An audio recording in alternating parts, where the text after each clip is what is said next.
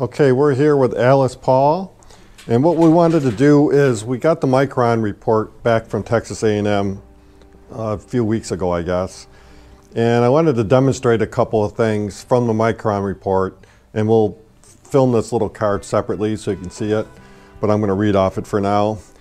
The things I found interesting about this sheep is she had a AFD of 19.0 microns and an SF of 18.8 microns. I've said before, you always want the spinning fineness to be less than the average fiber diameter, because that tells you not only is the average where you want it to be, the diameter of the fiber, but also the variability in the sample is really low. So you're getting a closer, the closer you can get all the fibers to that average is where you want to be. So things that I liked about this Micron report, or at least that I found interesting. The CV was 23%, which is higher than I normally like. That's related to the variability of the fibers, so your standard deviation is a little bit higher for that average. And that's what the CV is good at telling you, is like you can see what the standard deviation is, but you need to normalize that. So you see a standard deviation of 5, for example. Is that good or bad? Well, you don't know until you look at the CV and say, oh, okay, that's greater or less than 20%. In this case, it's a little bit above 20%. So I wanted to see if we could see anything that stands out because of that. A couple other things are interesting. Fibers less than 15 microns was 16.2%, which is very unusual. It's a high amount that are less than 15%. So are these fibers too fine is another question to ask, and I can't really answer that today because people have said Shetland shouldn't be less than 20 microns. Everybody has opinions on things. And the other thing I'm going to point out here is the CRV, which is a curvature, which is a metric on the fiber report related to what kind of crimp you've got. Is it very organized and small, or is it big and bold? Those are two very important things. So we want to see how the sheep does. The other thing you'll see when we do the close-up of this is this distribution, and then this little graph here, which shows what are the fiber diameters close to the skin, which is this, all the way out to the tip. So you can see it goes up like a little inverted horseshoe. And you're not going to be able to see that when we look at the demonstration, but it was just something I noticed on a lot of the fibers this year. So the first thing on this sheep that I notice is the density. She's very dense. That doesn't show up on the fiber report, the Micron report. So what we're going to do first is I'll part the fleece so you can see what it looks like in a couple of different places. We've done this before. We do it at the shoulder, mid-side, and then the back to see how consistent it is, because that doesn't appear on the fiber report either. All right, so we'll start. First of all, what we're looking for, like I said, we're looking for fine crimp, fineness of the fiber, and just before we even part it, you can kind of see that on the loose fibers here around the neck, shoulder area. Very soft. So the first, and we'll do a shoulder parting here. All right, so you can see you can see the CRV that I was talking about, the very organized small crimp. Higher numbers indicate more curvature, or excuse me, more fineness and better organization. And that's going to translate to the elasticity of your yarn. So you can see the timing crimp is very small and very organized, meaning they all overlap and zigzag together. So that's very good. That's what I would expect to see based on the report that we just looked at. Mid side, essentially the same. You got some color here, and she could be rude right now. You could see that would pull right off her if we wanted to. That has nothing to do with the fineness, and then we'll get into the hip area. I don't really see much of a difference from front to back on this one. So that's a bonus, I guess, over the Micron report, because I can't tell from looking at the paper whether or not she's uniform from front to back, but she is.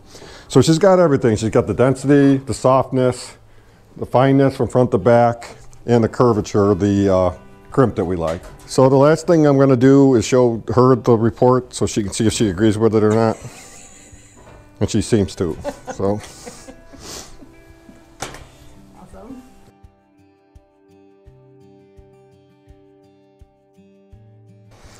Okay, this is Dina. She's a 2018 lamb, so she's 2 years old now. We did breed her. She is out of Nitro and Jane Eyre. And Jane Eyre was the first ewe that we ever had that was 18 microns. Jane was a little bit short in fiber though.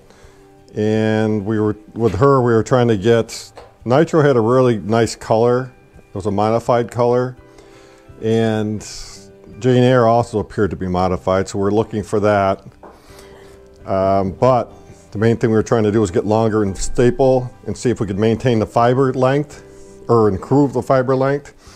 So her AFD was 20.5 microns, which is exceptional for a 2-year-old.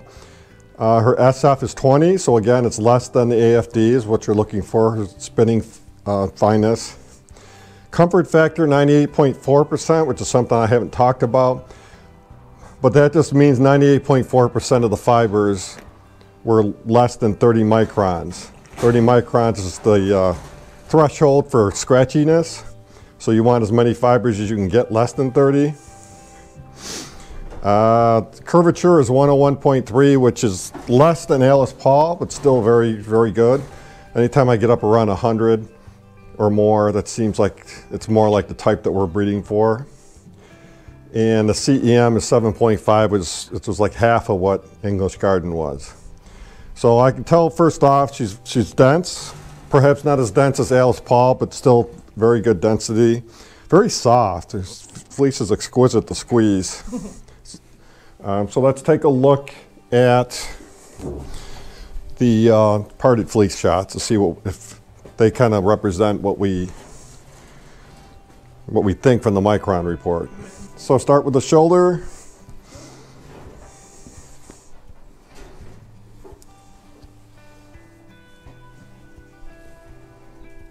A little bit tangled up there, but you see it's very organized, very small crimp.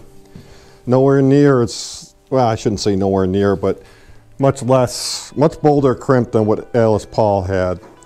But it's still organized, very small, and very elastic is the key thing here that we're looking for. That's, you know, if I'm looking at this, I don't know if I would say it was 20 microns just from looking at it, but I would say it's very fine. There would be no question about that. Then when we get to the mid side, you can see the color change. That's one thing you notice. It gets darker. But not really a noticeable change in crimp. The other thing, she has good fleece length. I think the staple length is very good on this sheep, which is what we were going for when we bred her mother and father together. And then, of course, you always want to look into the hip area to see if it changes much.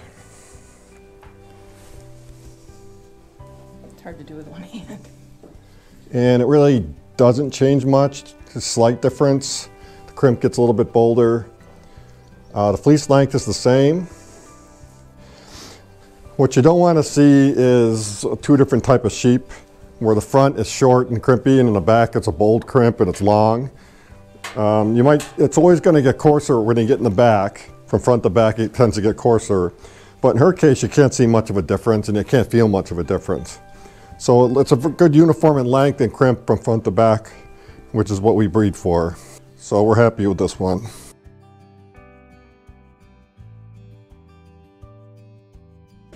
Okay, we've got English Garden here. This is an older ewe. She was born in 2011. She's actually an F2 Todd Hill Jericho. She's out of an AI ram that we had, who was an F1 Jericho. Her mother is Itasca. So I have her in our flock for her genetics. A couple of reasons. I mean, she has a lot of good traits. She always had a pretty good conformation. In fact, when I bred for her, there was a confirmation breeding because we had the F1 Jericho and Itasca, and I thought we'd probably get good straight legs and good confirmation from that, and we did. Fleeces are not really up to what the other ones that we have. So her AFD is 28.3. You can see in when we show the close-up, you'll see the width of the distribution. There's a lot of variation.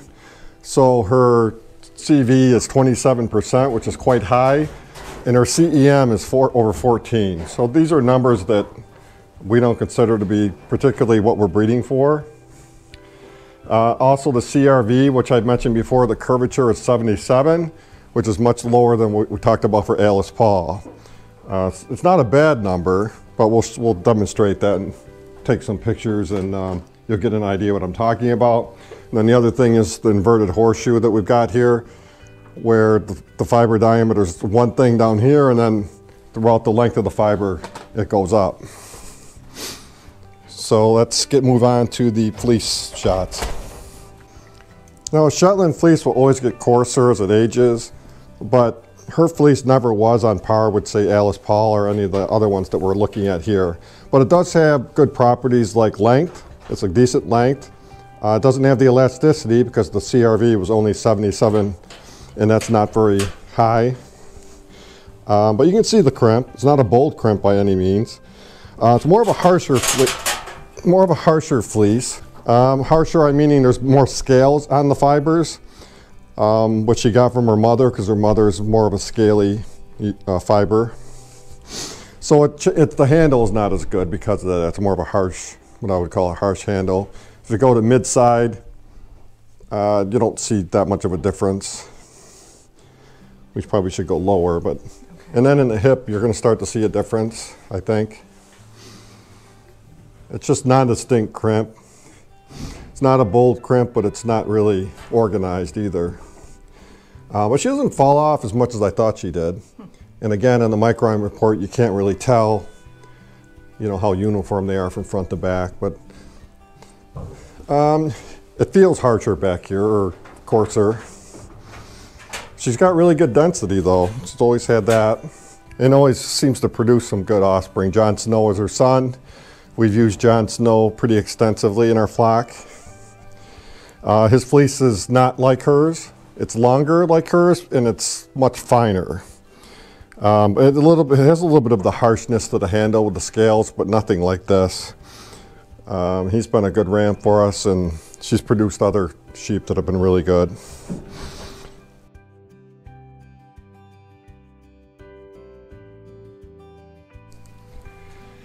All right, here we have Ophabia. She's out of Oberon, who was a ram that we bred here, and Rewick, which was a ewe that we got from Garrett Ramsey. So her AFD is 21.9. She is a 2-year-old. Her CV was 17.7%. Comfort factor 98.6%, which is excellent for a 2-year-old. SF 20.8, so her SF is less than her average. And her CRV is 76.8, which is why I picked her. I wanted to again show something with a lower CRV, so you can see the difference between the crimp and, you know, 100 or more versus less than 100. So we'll take a look at that. The distribution is very tight, that you'll see. Tightly grouped around the average. Narrow base, that's what you want to see. It's called the bell-shaped curve. So good variability, and that shows up in the CV as 17.7%. So we'll take a look at her fleece now and see what we have here. All right, starting with the shoulder, you can see she has a good staple length. She has very good luster, which probably doesn't show up on the camera, but you can see it's the boulder crimp, which is you expect from a 77 CRV. Still very elastic, but nothing like some of the other ones that we showed you earlier. Go to the middle, we want to see how it changes.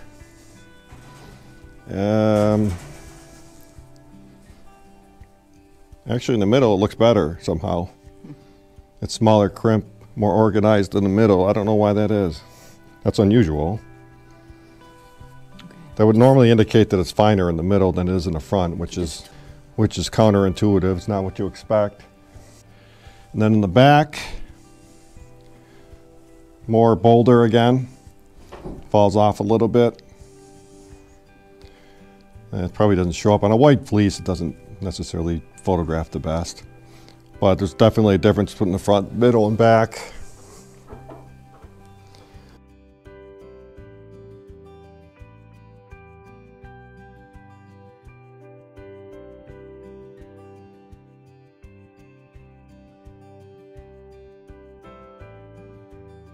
All right, here we have Carrie. I mentioned John Snow earlier. She's a daughter of his. Her mother is Eleanor, which is another ewe that we like. So just from the fiber report, AFD was 19.2, SF is 18.7, so it's less than the AFD, which is what we want. CRV was 107.7, so I expect to see really organized tiny crimp. I don't know anything about this ewe, so you'll be learning as much as I am when we start looking at this. Her comfort factor is 99.3, which is good. You'd like it to be 100%, but she is a lamb from last year. So the lambs tend to be closer to 100% than the older ewes, but it's still an excellent comfort factor. So we'll take a look now at some of the other traits that I've talked about. So we'll start with the, first of all, the density is really good. Probably, at least on par with the other ones, probably better than, I don't know, Dina I think was a little bit less dense than Alice Paul. So this one's right there where you want. So we'll look at the shoulder first. And you can see it's a very dark fleece, first of all, except at the bottom where it's going to be ruined. You can see the color change. Very soft, very organized crimp like I predicted. I don't actually have to predict since the number said it would be that. But very soft, very elastic.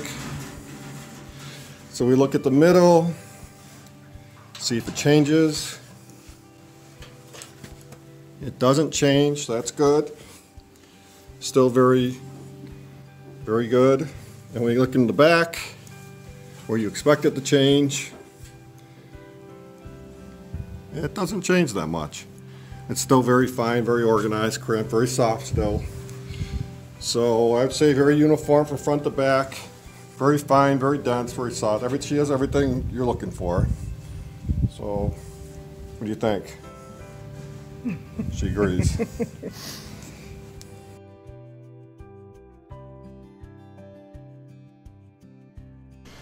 All right, so this is Sojourner. She is out of Pearl, who was one of our first fine fleece Shetlands we had born here, and her father is Thor. So her AFD was 19.6, SF of 18.5.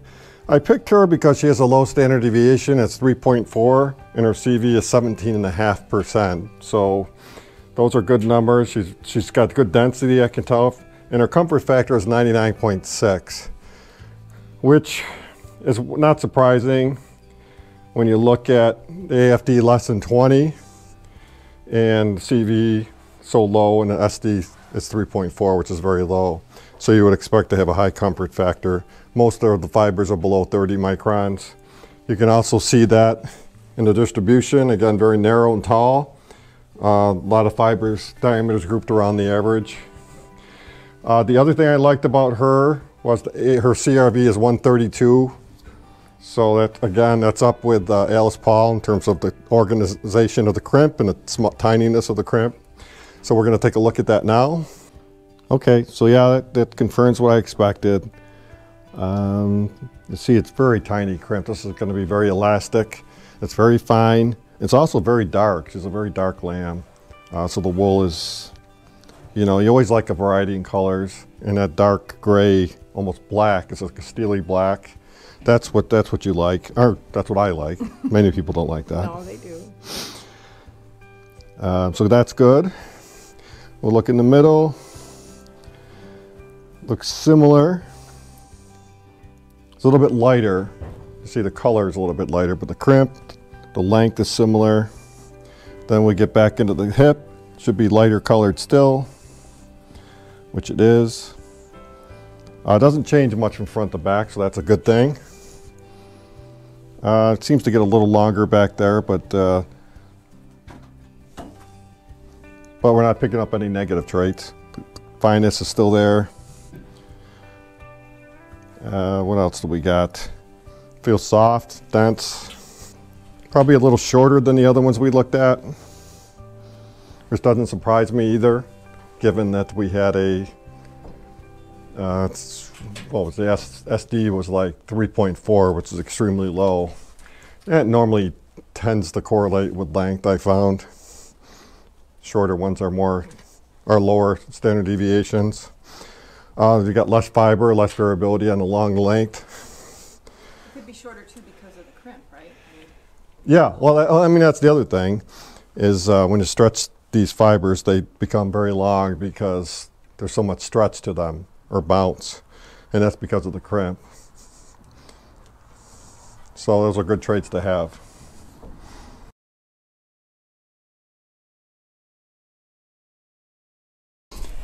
This ram is Eleanor and Jon Snow. Didn't we just look at a ewe out of those two? So we looked at his sister It was Carrie. a few minutes ago. I picked him for two reasons. One is his numbers were quite good, depending on the way you look at it.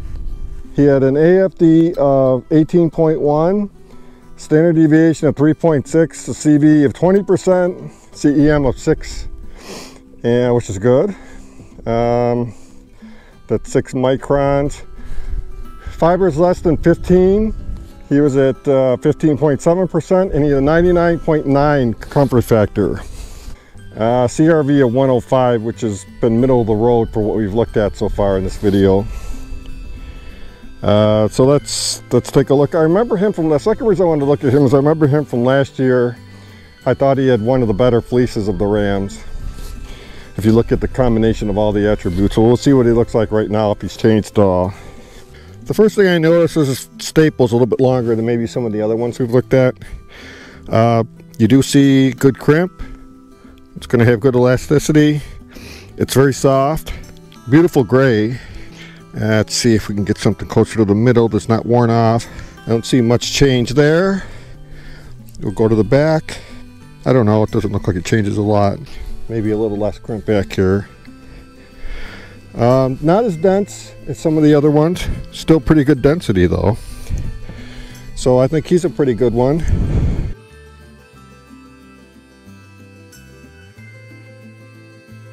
This is Harry. He's out of Jon Snow and Fabia, who we looked at a few minutes ago. I picked him because he's white, first of all, and we've never had a white ram before.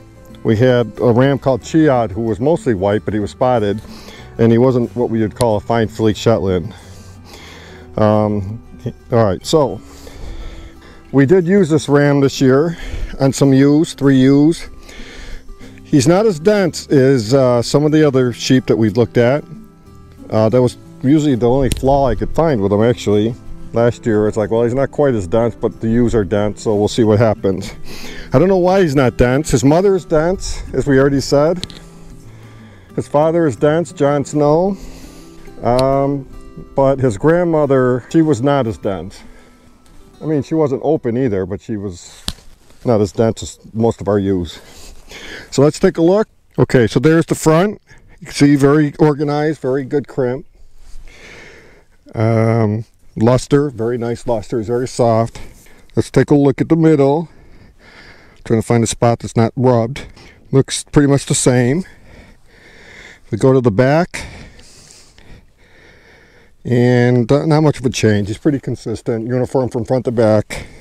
And the only knock I'd have on, he's got good staple length too, which is the reason we kept them to use. And just could be a little denser. It's about the only flaw I have with him. I wanted to look at his AFD one last time. His AFD was 17.5. That's why I picked him, because I wanted to see if we could see a difference. He was the finest one that we had on the Micron report. We never had one at 17.5 before. He's only a yearling. Comfort factor was 100%. So I don't know if we've ever had one at 100% before, but he is. His standard deviation is 3.6, CV 20%, CEM of 6.4. So he's SF 16.9. So we're getting really low numbers here. You look at it, it doesn't appear to be like 20 microns or less, maybe 20. But it's 17.5 with an SF of 16.9. So for a Shetland, that's pretty fine. And we haven't worked with his wool yet. And he's not coated, as you can see. There's a lot of debris in his fleece. Well, we'll see what happens. We did breed him to some ewes, and we'll see what they look like.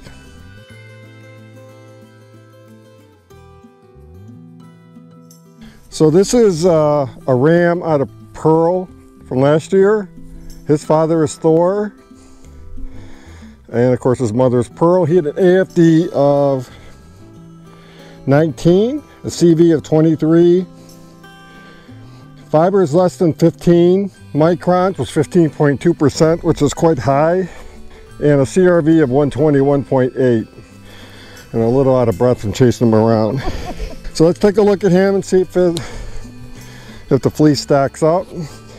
One thing I remember about him from last year is he had really good density. I liked his conformation and his fleece, which is why we kept him. And what did I say? 121.8 was his curvature. And so far in the front anyway, it looks to be all of that. It looks really fine and very organized. So it's very good.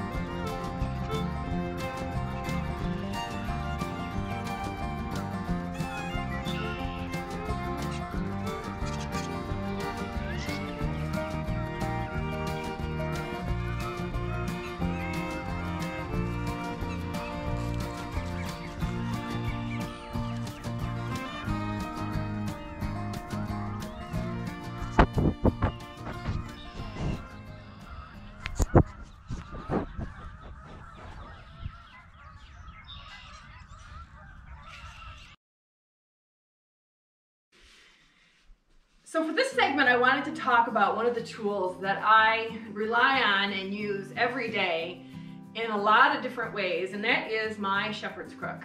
So this is my personal crook. I've had it for about 15 years.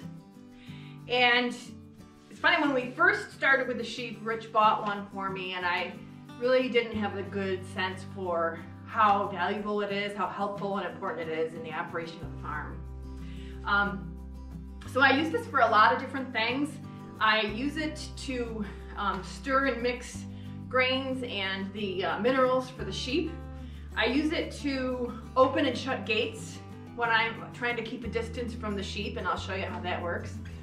I use it to catch the sheep. So if I need to do any kind of health care, or if I say I want to do a focus on you video and I need to get one of the sheep, I will use this to get the sheep so that I can work with them. They are trained on the crook, so my older ewes are a lot more comfortable with it, and they know to just sort of stop when the crook is around their neck. And the younger ones need a little training. It usually takes maybe 10 to 15 times where I'm using the crook on them for them to realize that if they just stop, then everything will be fine. I'm not really sure what the material that this one is made of. It's a very hard wood, and the way our barn is built, so there's a couple spots in the barn where we've got these rafters, and when I'm working with the sheep and using the crook, I actually hang it up here to keep it out of the way. And there will be times where, let's say I'm down on my knees and I need to get up, and if the crook is there, it's awfully handy for me to just pull myself up. So that's another use for it. Normally when I'm getting the sheep in, I'll put the crook over on this board and do whatever I need to do, and I know it's there.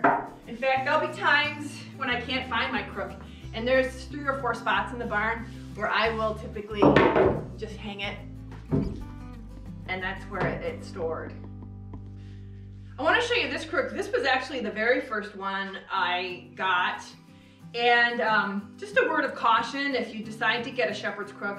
I left this outside and it got rained on and saturated with water, and it had a proper hook to it, but because the water saturated in there, it ended up, you know, kind of retracting back to its natural shape.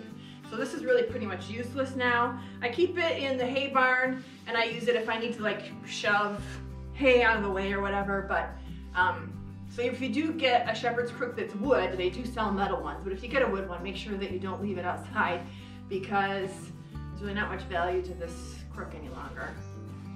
So we store our open grain and minerals in these metal, what do you call it? Metal trash cans with good sealed lids to keep out the rodents, because we do have mice, I mean, we live out in the country and whatnot. So what I do, like right now we're going through like 3/4 of a bag a day, because they get grain every night. Each bag weighs about 50 pounds, and so we've got the bred ewes and unbred ewes all mixed together, so they all have access to it, but by the way we're doing it, we've metered it out so that the bred ewes are going to get enough of the grain they need. But I digress. Again, back to why I need the shepherd's crook. So I line this up. Alright, so now I've got the grain in here, but the problem is, because it was so compacted, it's really difficult for me to scoop out, and I do one full scoop, and I have, I think it's 11 of the bins that I fill for the sheep. It's hard to do. So what I will do is I'll take my crook and just stick it down as far as I can and just kind of stir the grain up to get it loosened. And now it's ready, nice and loose and easily ready to scoop up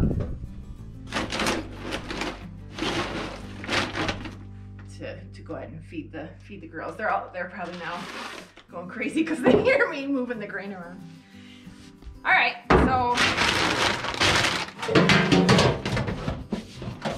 that's nice and sealed, and that's one of the handy uses for my shepherd's crook.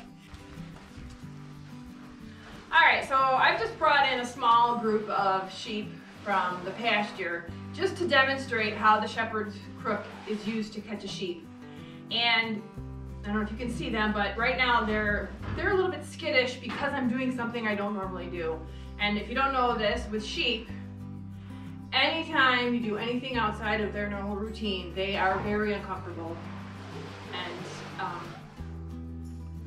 so you can see their behavior. First of all, one of the things they do is they clob together because they think that they form a bigger mass. So if there's a predator or whatever and they see this enormous thing, it looks like a large animal. So that's a very natural thing that they do when they have any type of discomfort or agitation. It's just a natural way they behave. There's no harm in it for them. And so what I'm going to do now is I'm going to grab Ilara. She's the white ewe in the front with the yellow ear tag and the beautiful black eyeliner. And actually this is another nice purpose for the shepherd's crook, is I use it to point to particular animals. So when Rich and I are working together and we're trying to point out who we want to focus on, I'll actually use the crook and either tap the ewe on the back or just, you know, point to the ewe that I'm thinking about. So right now I'm thinking about Ilara. We're going to work on her. Let's pretend it's her feet. Okay, loose. Now, interestingly, what Ilara, the training they have is when I'm focusing on a particular sheep and I cut her out of the flock, the other sheep sort of know to separate themselves from her. So I don't know if you can see that happening. Okay. All right, so now what I'm going to do is I'm just going to use the crook to catch Ilara, and you'll sort of just get a feel for how we go about doing that. Okay, I'm going to put my back to the camera here, and I'm going to cut out the sheep that I don't want to grab. So I've done that. So I'm not really pulling on her neck, I'm just sort of, I've got it grab. You can see now that she's trained to stop. And I'll gently grab her chin, unhook, put the crook up on the rafter, and now we're ready to work on beautiful Ilara. So Ilara is a white ewe that we bought from another farm and brought in because we want to increase our white numbers. And she's very well trained, as you saw on the crook. And nope, there's nothing we don't have to do today. I just wanted to show them how you do.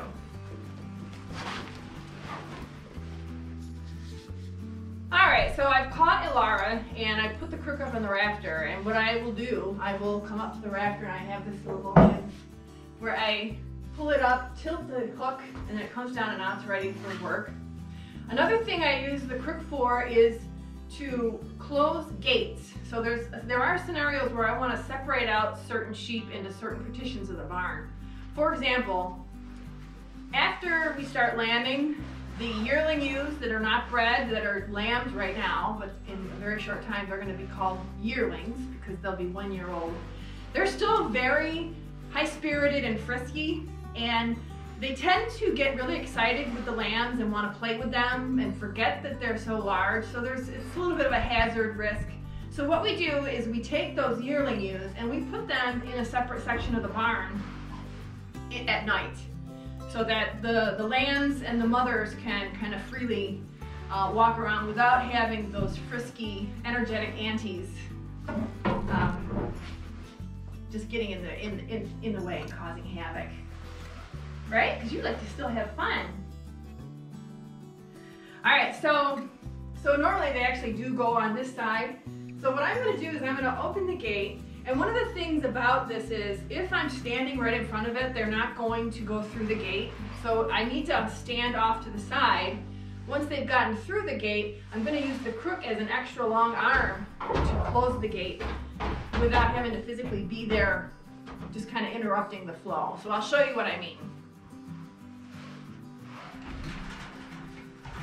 I'm going to open the gate ever so slightly. Their natural curiosity causes them to want to go over there.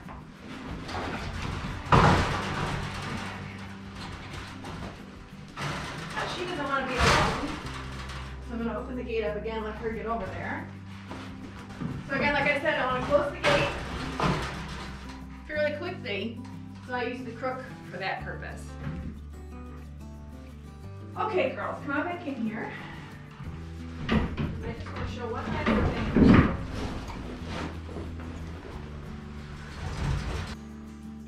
So another use for the crook is to, it creates a kind of a visual barrier for the sheep. When they see this extended, they look at that as a wall. They see that as an impenetrable boundary that they can't go by. And it comes really in handy, except for, of course, Lucy, who's not afraid of anything, stinker. But it comes really in handy when you're trying to move the sheep. So what I'm going to show you now is how I use the crook as sort of an extension of my arm to get the sheep to move to the other section of the barn.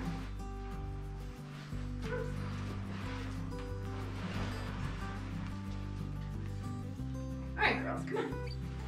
So they see this as it's the equivalent of like a moving, so this tool, you know, I think people see it as sort of just like a gimmick or decorative, right? But I'm using this all the time. Another thing we use it for is if there's hay way up high and I don't feel like climbing up, I can use the crook to grab a piece of the binder twine that the hay is bound up with, just yank it down, and that brings it. So I'm on the other side of the barn. This is I just have to figure this out. This is the west side of the barn, the west wing. And on this section, we store hay all winter. And then once we burn through this hay, usually it starts lambing, and we'll clear this all out and we'll put the lambs over here. But we stack the hay in here, and it gets stacked in pretty tight. Another thing, you know, I use the shepherd's crook for is if it's something way back in there and I don't feel like reaching back in, the shepherd's crook kind of gives me just a little extra leverage to get the bale down. Sometimes you see it in my videos, when I open or close the doors, there's always this wild stampede to get to the other side. And in those cases, sometimes I'll also use the crook to open the door. It just goes a lot faster when I use the crook. So I'll show you what I mean. Just imagine there's 60 sheep in here right now. So when they see the latch go, they know it's time. And what I can do, if I need to, and that way I'm out of the way.